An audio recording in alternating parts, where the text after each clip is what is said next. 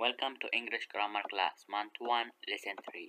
د انګلیسي ژبې د ګرامر درس ته ښه راغلاست. د لمړۍ میاشتې دریم درس. زموږ نننی درس کمپاوند توري یا ترکیبي توري هغه توري دي چې په ثابت ډول په انګلیسي تورو کې شتون نه لري، ولې دوه یا څو تورو له ترکیب څخه منځته راځي. اول CH دا د چې اواز ورکوي، مثلا چاک. دوم SH دا د شین اواز ورکوي، مثلا شای.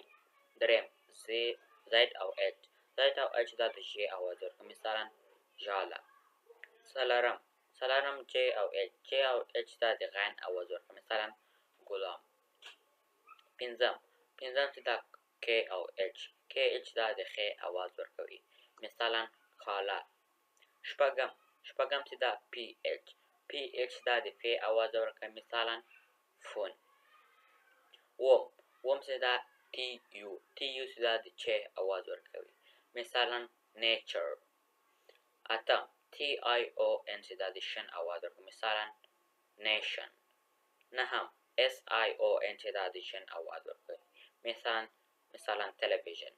لسم SIENT شن معنا اواز ورکوي، مثلا ancient. Thank you for watching.